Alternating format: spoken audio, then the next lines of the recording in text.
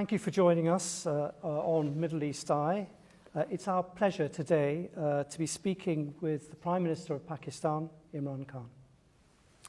Prime Minister, have we reached an inflection point in world history with the departure of the US from Central Asia? Will the region now pivot towards China as the investor and de facto security umbrella? David, it's too early to say, right now, events in Afghanistan are still evolving. People like us don't know where it's going to go. But the US presence no longer there. There's obviously going to be a vacuum. Who's going to fill it? China is obviously the emerging power. But the way we look at it is that, and having spoken to all the regional countries surrounding Afghanistan, everyone thinks that this is a great opportunity because Afghanistan is the trade corridor between all our countries. Central Asian countries connected to Pakistan and the Indian Ocean through Afghanistan. It's a very important country in that way. And what we would really like is that it's no longer either you're in US camp or China camp. I feel that it should be what this whole region needs, economic ties, economic connectivity. That's what we are looking for.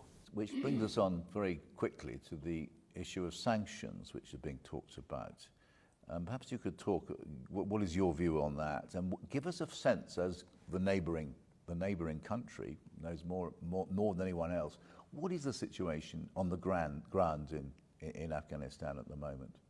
Well, 20 years of civil war, devastation in Afghanistan. Basically, the government only functioned in the cities.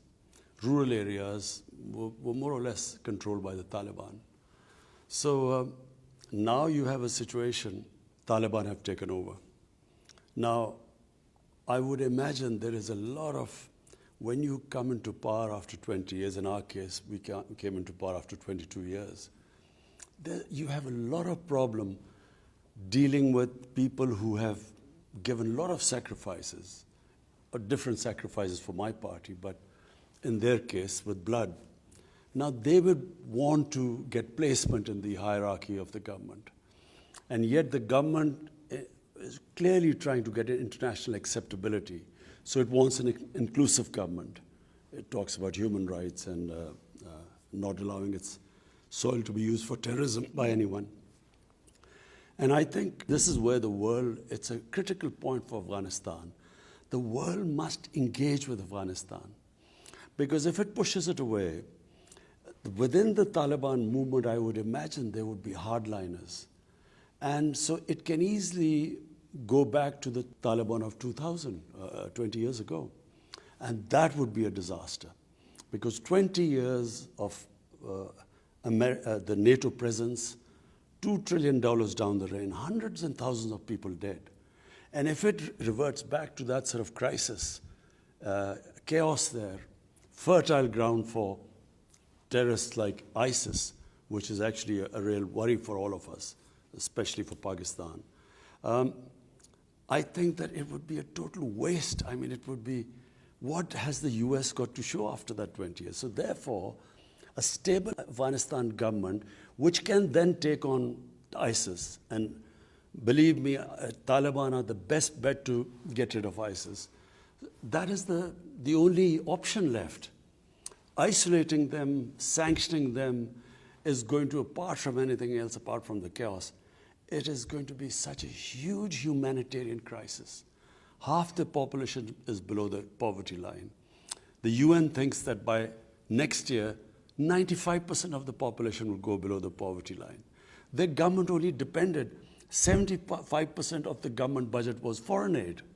So if they leave them like this, my worry is it could easily revert back to 1989 when the Soviets left and the US left, and 200,000 Afghans died in that chaos. And that's where Taliban emerged, in that chaos. So I think it's a critical time, and the US has to sort of really pull itself together because people in the United States are in a state of shock. It seems that they were imagining some sort of a democracy or nation building or liberated women, and suddenly they find Taliban back, and I don't think they have sort of found their feet as yet. There's so much anger and shock and surprise, but unless the U.S. takes the lead, we are worried here that chaos in Afghanistan, we are the country which will be affected more after that. What did President Biden say when you put these points to him, as I imagine you will have done? No, I haven't spoken to President Biden as yet. You haven't spoken to President Biden? Well, it's up to him. It's a superpower. You're the next door neighbour to Afghanistan. They've just spent it's in the situation you say. Whether the Americans like it or not, you have an immense influence on the country. And President Biden has not spoken to you. I find that absolutely astonishing. Our security chiefs have spoken. Our foreign minister has been in touch with the U.S. Foreign Secretary. But no, we haven't spoken. But we are in touch. All these things we have spoken to the U.S. That look. Are they listening to you? I think, at the moment, as I say, just watching the Senate hearing, there's shock in the U.S. They can't believe what has happened. They can't, because they were obviously misled. They were being told that democracy was coming and women are being liberated and this nation building and so on. They can't believe that Taliban are back in power, and most of all, that the billions of dollars spent on the Afghan army 300,000 Afghan army gave up without a fight. That's what they can't understand, because they were never given an accurate picture. I went to the US in 2008 and I spoke to the think tanks.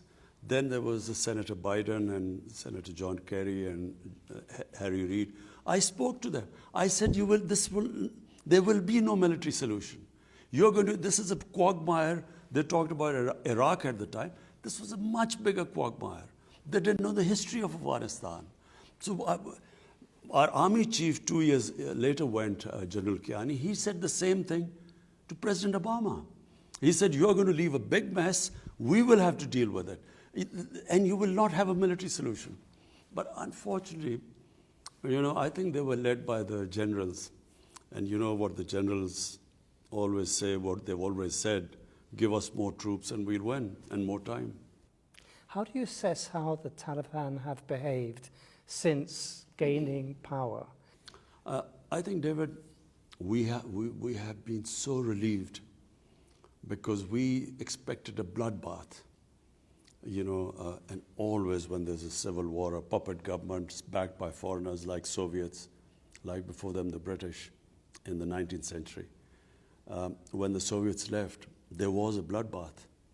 And we were fearing that in Kabul, when the Taliban came and, we thought there would be bloodletting of the sort of what happened after 1989. So it was peaceful transfer of power. So that was the best thing that happened. But also we felt that, we would be blamed for this. But because 300,000 troops surrendered without a fight, clearly we didn't tell them to surrender without a fight. So the ground realities were that Taliban had become a popular movement, especially in the rural areas. And that's why the army gave up without a fight. And secondly, the Ghani government was corrupt to the core. They were, firstly they were perceived as a puppet government, then corrupt. People, who was going to fight for them? But you haven't fully answered David's question there, which is, it hasn't been as inclusive a government as we hoped. It hasn't. It's not. Women's education remains a huge problem. I mean, the future of women's cricket in Afghanistan, that lovely success story of Afghan cricket, and yet women's cricket doesn't seem to have a role. I mean, these are very serious things, and these are being watched in the West because people are saying. I mean, it's been weaponized, if you like, but it's also true, isn't it, that if you are an Afghan woman, your rights have gone back 10 years, 20 years? Two things separately.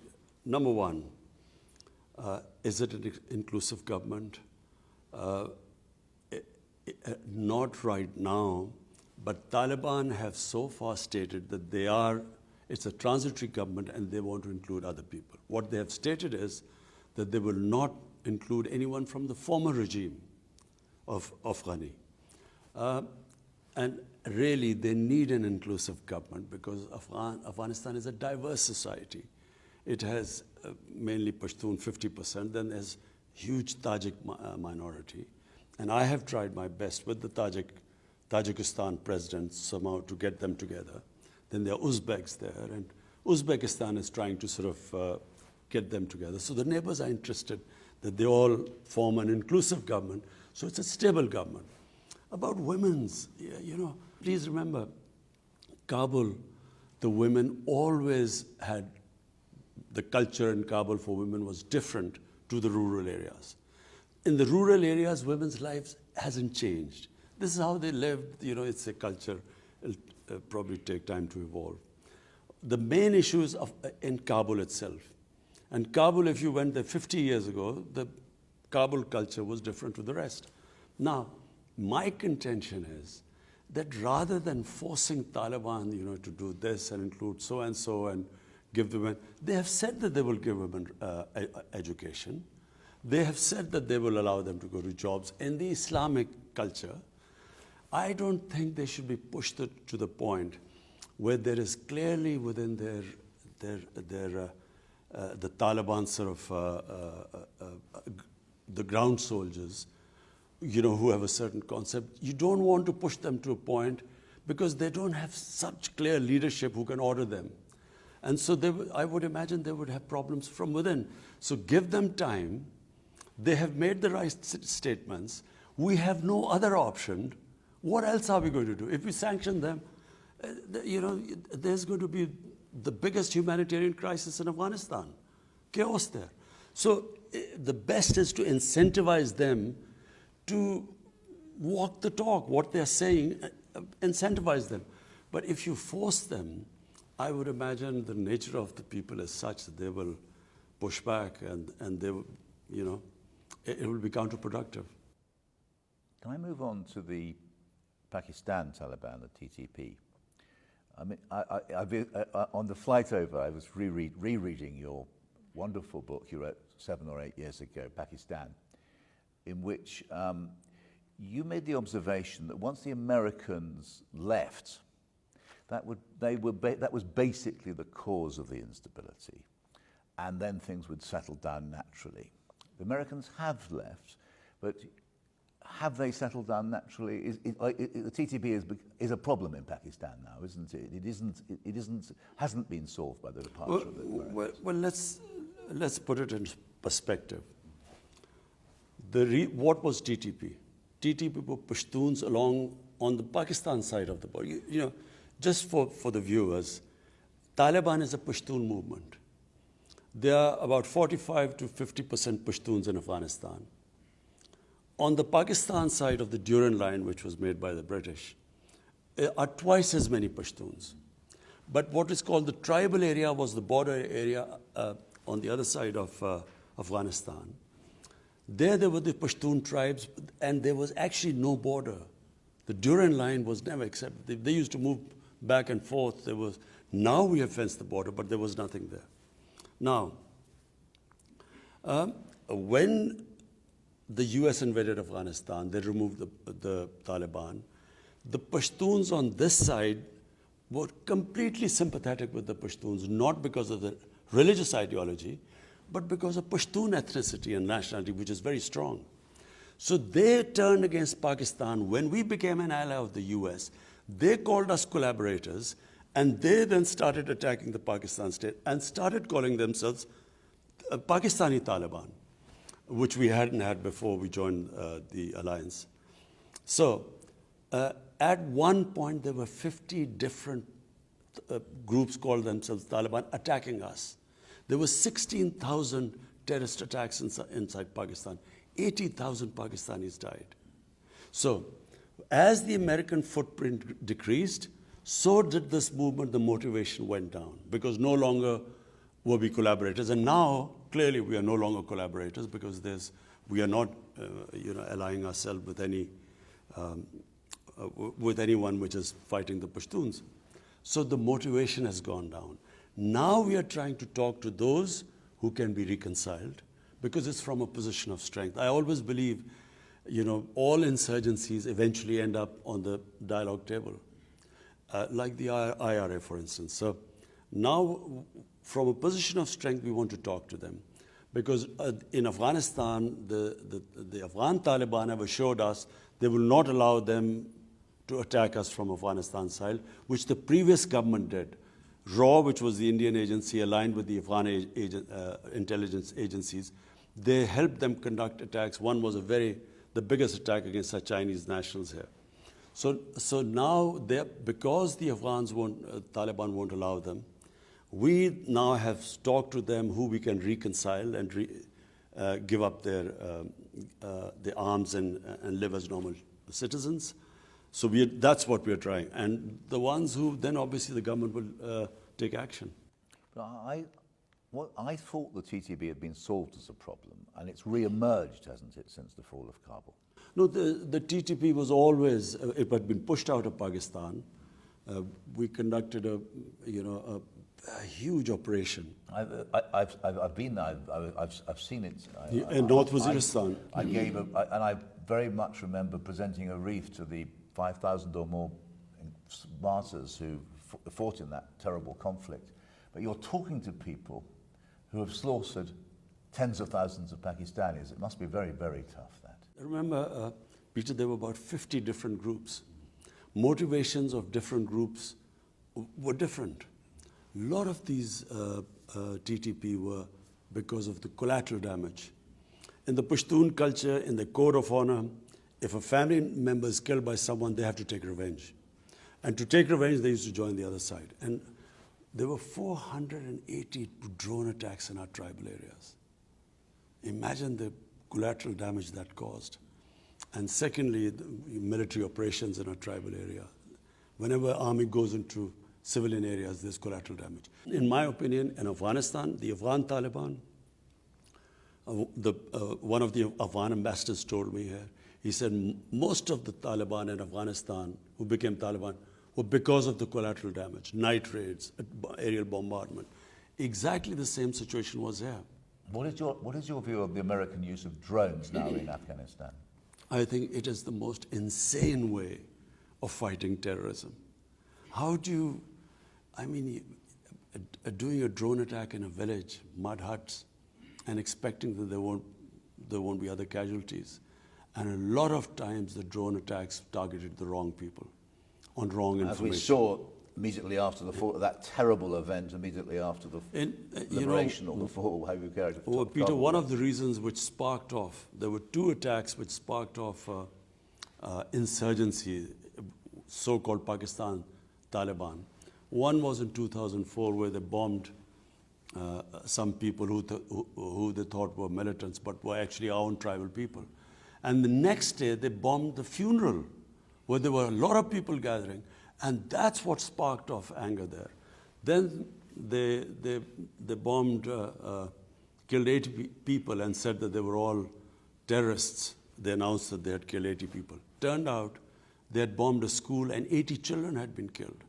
So, and then a few days later, one of the parents then did a suicide attack in one of our army academies and killed 50 recruits.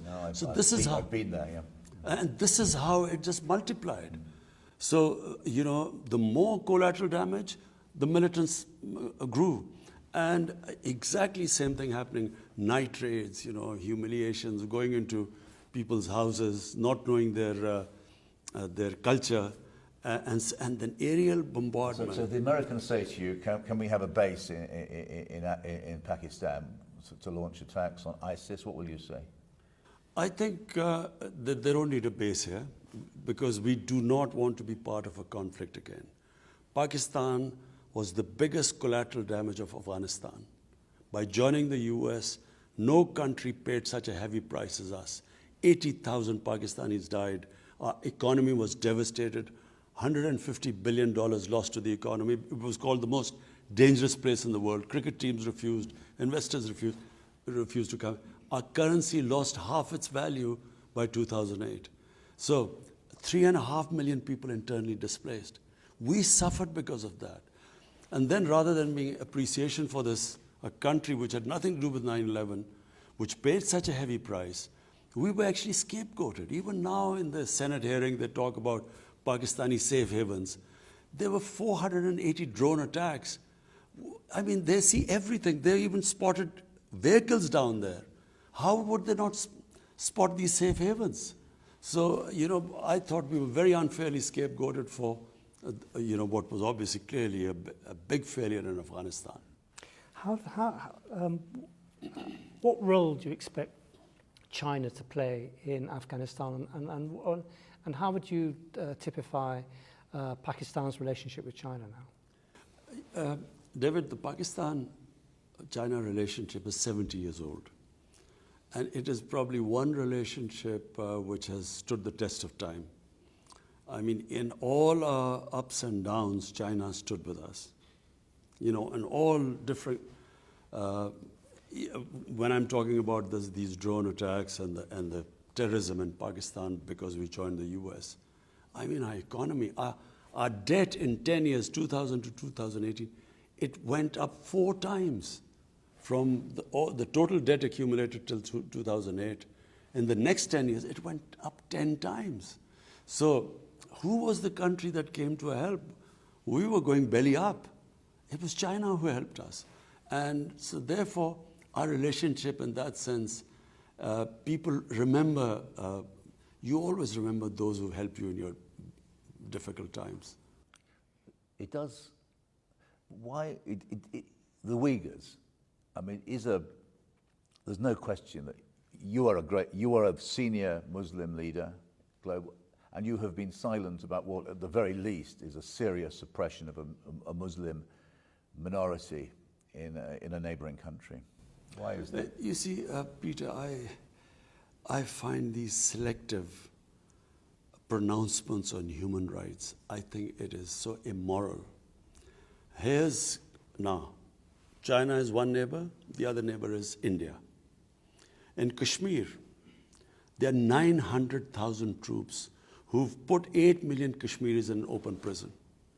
They have over 100,000 Kashmiris have died since 1989.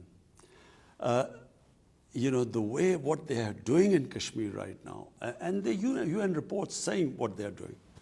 Not one word of criticism in India, not just that, what they're doing to the minorities in India, to the Muslims in India, Muslims in Assam, the laws they have passed. It's a total racist government. Now, what I find so... Now we're going to come... Kashmir is a very serious subject. We really want to come on to that. But Peter, I'm following from there. Now, they want us to criticize what's happening to the Uyghurs. We have spoken to China. The Chinese have given an explanation what is happening there. And our relationship with China is such that we have an understanding that between us, we will talk to each other, but behind closed doors, because that's their nature, their culture. We do not talk about it in public. But in public, all I want to say is that why is there not such indignance about what is happening in Kashmir by the same countries that want us to talk about the Uyghurs? And my second point is Peter, that there's the whole Muslim world is in turmoil. You go on from Syria to Yemen to everywhere, the Muslims dying. We, as a government, decided that our main focus right now should be a disputed territory between Pakistan and India, where all these human rights violations are taking place. Let the world take notice of that first, then we will talk about other violations of human rights. On Kashmir, the world seems to regard Kashmir as a Pakistan national interest, and you regard this as above all as a human rights issue.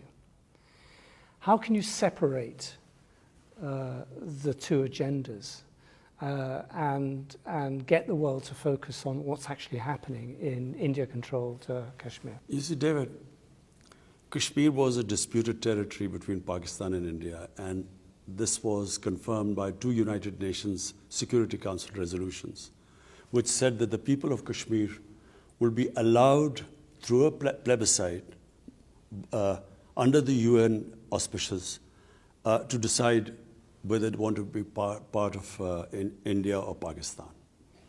Now, that right was never given to them.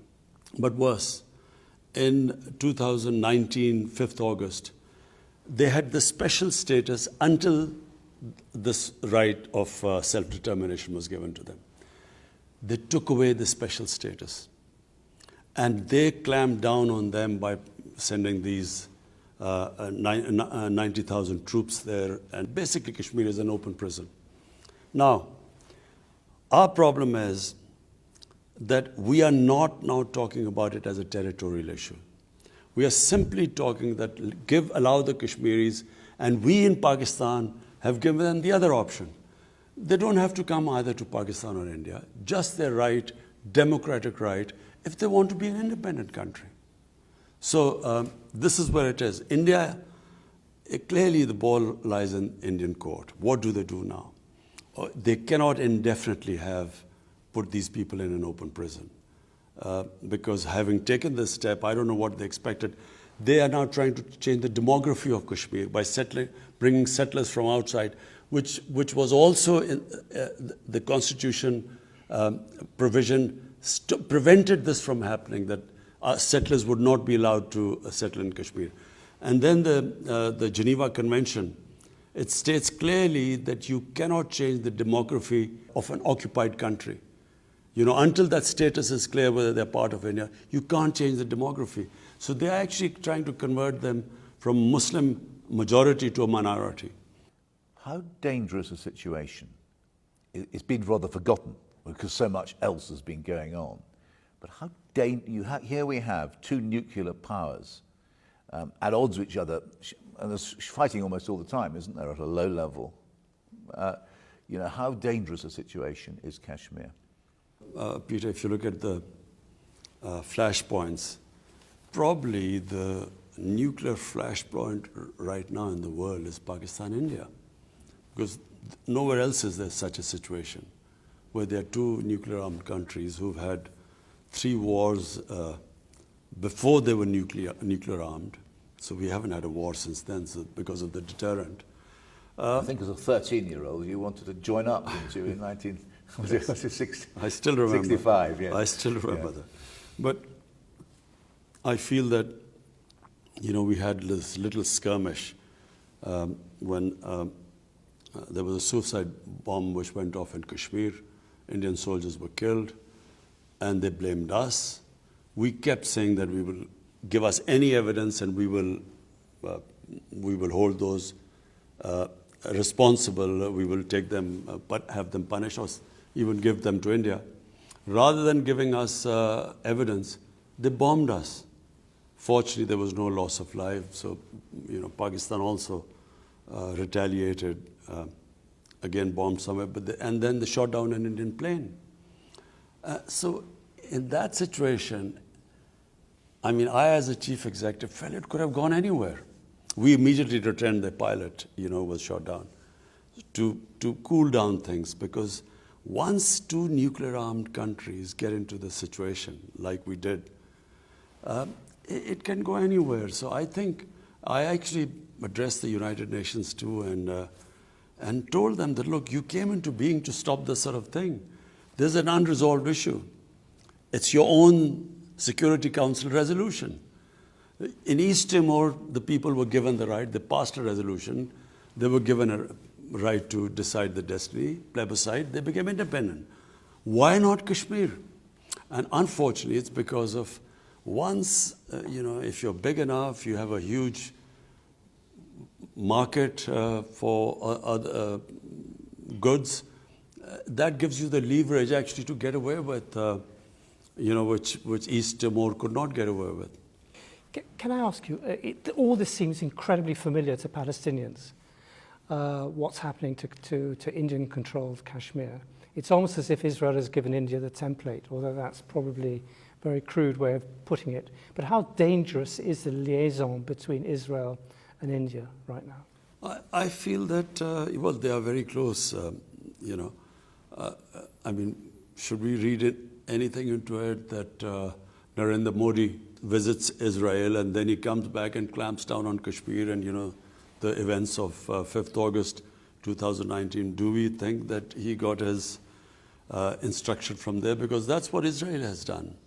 They have just built such a strong security apparatus and they just crush anything.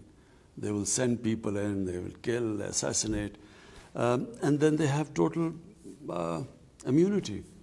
They, you know, whatever the United Nations General Assembly says, they have complete confidence in the veto power which the US has in the Security Council. So they get away with anything. And I feel that India feels, because now it is being used, or it is considered a bulwark against China. They are now part of the Quad. I feel it's the same thing. India can get away with anything. My whole point is that when they ask us to comment on human rights elsewhere, the worst human rights violation is in Kashmir. Nowhere, maybe in Israel, but nowhere are things as bad as they are in Kashmir. Were you pressurized by any Gulf country to recognize Israel? No, we weren't. No one pressurized us. In any case, I mean, Pakistan is a democratic country. I mean, there's no way we can take a decision without carrying our people with us. So there was at no point did someone whisper in your ear and say, why don't you join? This is the incentive for joining the Abraham Accords. No one did. I wonder if I could change the subject and quote what I think are very prescient words from your book about Islamophobia in Europe.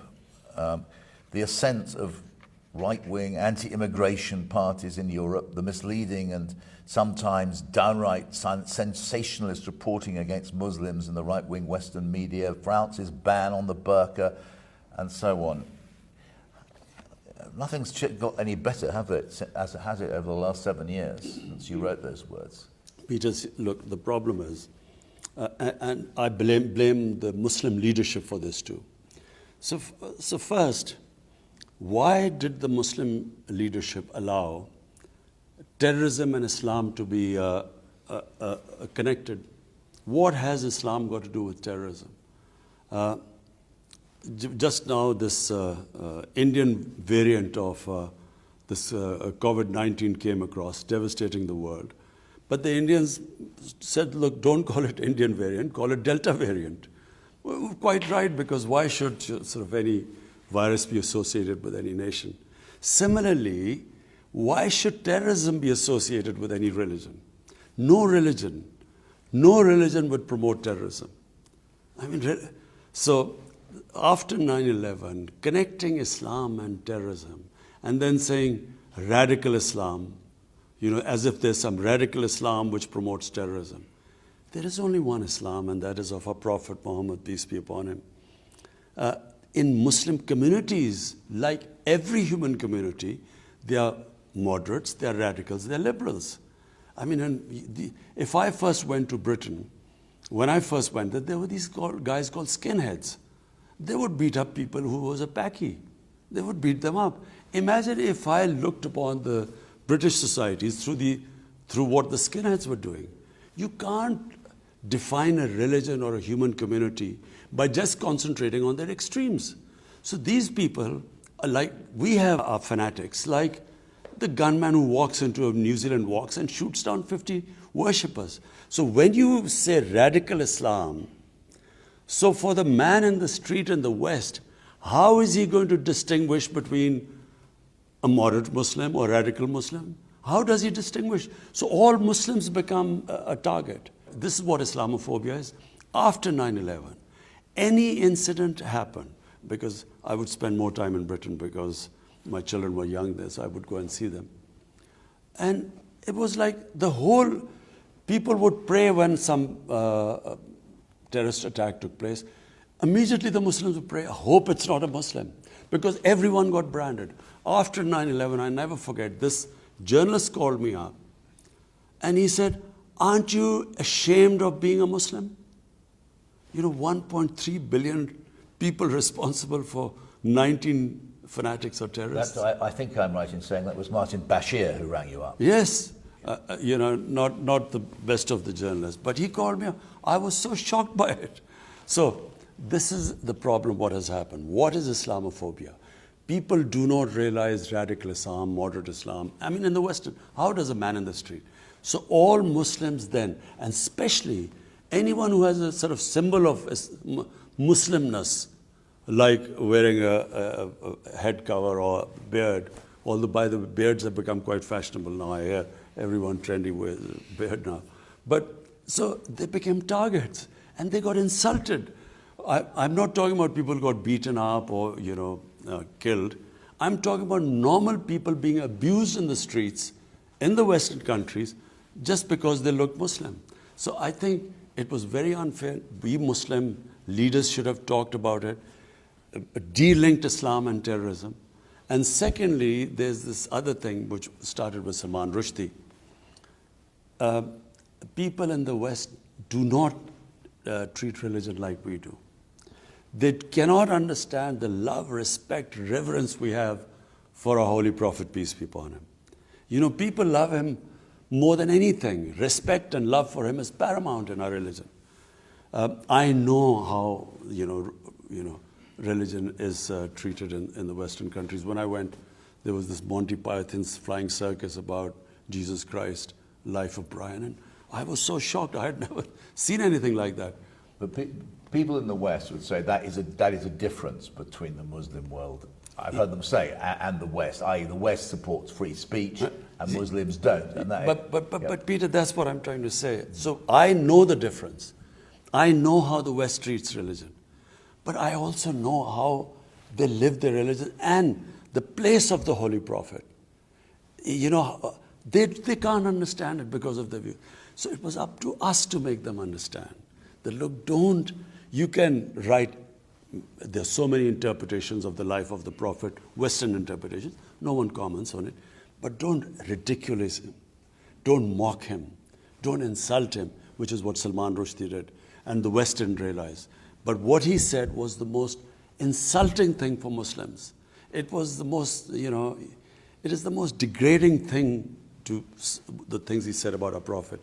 Therefore, it was a question of we Muslim leaders should have explained to the West that, look, just like, and I quote this, Holocaust, it caused a lot of pain to the Jewish community. So, even interpretations which do not, which are not misinterpretation of Holocaust, I mean, there are countries in Europe where there's a jail sentence for that because it causes pain to them. All I wanted them to understand is no one should be allowed to cause pain to human communities if we have to live in a sort of global village. Therefore, we Muslims must every human community must define what gives them pain. This is what gives us pain. So all you have to do is not mock and ridicule and insult our Prophet, but their interpretations. You can write history. I read his historical books all the time by the Western writers about Holy Prophet and their interpretation, which we don't agree with, but no one objects to it. But it's not just skinheads beating up Muslims, in your phrase. It is the Emmanuel Macron using Islamophobia to outflank the extreme right in France. That's a big step up from what's happened before. You see, I feel that President Macron doesn't really understand, how is he going to deal with the Muslim community there. Unless he understands that, there will be this vicious cycle. There will be someone who will, again, as I said, insult our Prophet. Among the fringes, there will be an over-the-top extreme reaction, even stabbing or something. That then will raise outrage in the French society, saying, look at these people, they don't understand our freedom of expression is like our religion. They will react like that. Police will clamp down on mosques and something. They will then marginalize the Muslims more. From that marginalized community will again someone do it. So they are caught in this cycle. And to get out of it, all they have to do is, there must be an understanding that, look, if either you decide to expel all the Muslims from there like Spain did in 1492, or there must be some code of existence together. In Pakistan, we have this blasphemy law. The blasphemy law was made by the British when they were ruling India. What was the blasphemy law? That if there are 3 different human communities living in a village, previously what would happen is that someone would insult a sacred entity of the other community, there would be a riot, people would be killed. So they then said, look, this is not allowed. So instead of there being a riot, they would go to the police saying that, look, he's insulted my, and accordingly they'd act. So it was a deterrent not to insult other people. There has to be some sort of an equilibrium in the French society. Otherwise, my worry is that the cycle will keep going on and on. I know you've been very generous of our time. Can we ask 2 more questions? The first is climate change. We've got the big conference, I think it's next month in London. Will you be going? I'm planning to go. And what will be your message at this? I mean, many people say this is the last chance to save the world from some cataclysmic disaster. Do you agree with that? Peter, some of us, who've lived by nature, because I grew up, really where I lived was like a village, outdoors. It's now almost central Lahore. It is now. Zaman Park. It is. You can't sit outside it. It's like on the edge of a motorway. And then all my hobbies were, I would love trekking. Pakistan has the most beautiful trekking in the world. And then I loved this. In the winter, I loved partridge shooting, which was a beautiful time here. And so my life was outdoor. And then cricket outdoors on, beautiful grounds. People like us saw this change coming. You could see gradually the temperature getting warmer. And people in the villages, people who live by nature, also sensed this. Maybe 20 years ago, you saw this happening. But the world, I think, in the last 2 years, have suddenly discovered these strange weather patterns. And countries affected, like in Germany, look at what happened in Germany and so on. So, and the fires that are in California, Siberia, and Mediterranean countries. So, people have begun to realize that we are really now, the human survival instinct has, I feel, kicked in. They are realizing that if we keep going at this rate, things are just going to keep getting worse. And therefore, the emergency. My only worry is that the countries that are responsible for these carbon emissions are the developed industrialized countries. They are the ones who are really responsible for the high percentage of emissions. But I feel that they are making the right noises, but they are not willing to take the hard decisions because it is going to be difficult. When you change to renewables, it's going to be difficult, a little painful. Already they are talking in Europe about, the gas prices going up and so on. So I think that unless and until they walk the talk, what they are saying, they then, do it. They put their money where their mouth is. It's not going to happen because when you worry about your elections, you worry about unemployment. And with Donald Trump, he was quite forthright. He didn't even hide behind any euphemisms. He pointedly, for him, progress, growth rate, jobs were more important than climate. Now, unless climate becomes more important than this, I'm afraid we will have a lot of conferences, but for electoral purposes, people will make the right noises. But what do you want COP26, I think it's COP26 to do? Well, for a start, look, it has a financial cost. If you want to really make an impact, you have to spend money on that. So clearly, countries like us, we're punching above our weight. We're planting 10 billion trees in this country. 10 billion now. 10 billion. We started 1 billion. We achieved that. We planted 2.5 billion right now. We are on our way to 10 billion. And then we are cutting down, we had coal power plant in the schedule. We scrapped that. And there's one going which, if we get some funding, we're willing to change that to, to renewables. And then we're trying to preserve,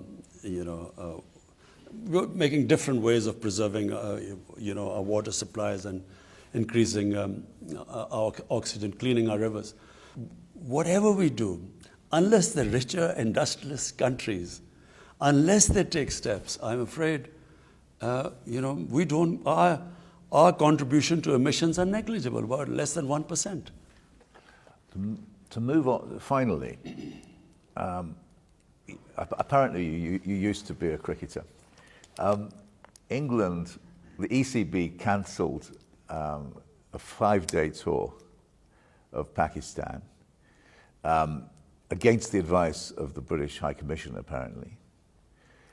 What was your reaction, given that all that Pakistan had done for English cricket in the last 2 years of those 2 tours, they come to the rescue during COVID, and then the English Cricket Board just cancels with no real...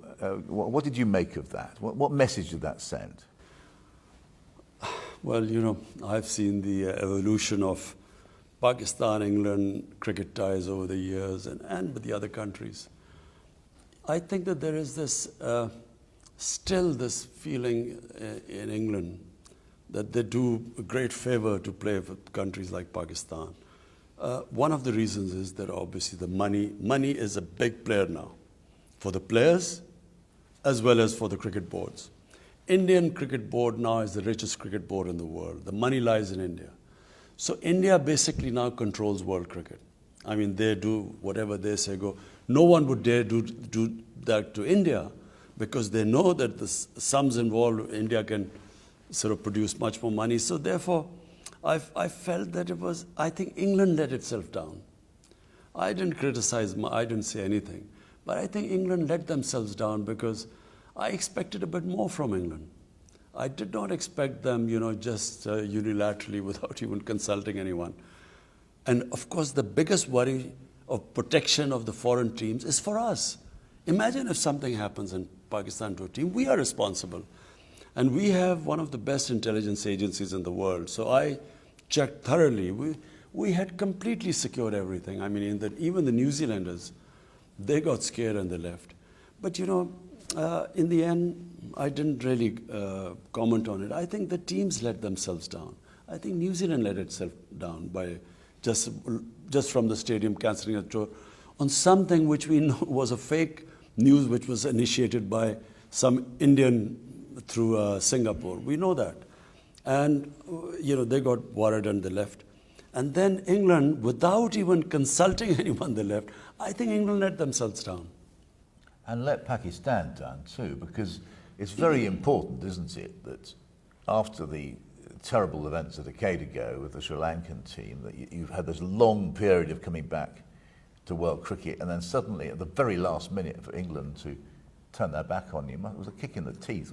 It was disappointing, but I think England should analyze what they've done, the England team. They should ask themselves the question, what would they think if some country did that to them? That when they were finally, and they had gone to that country in difficult times when no other team would tour, and Pakistan went to England at that time when there were COVID restrictions. And then, how would they have felt if it had happened to them? Thank you very much, Prime Minister.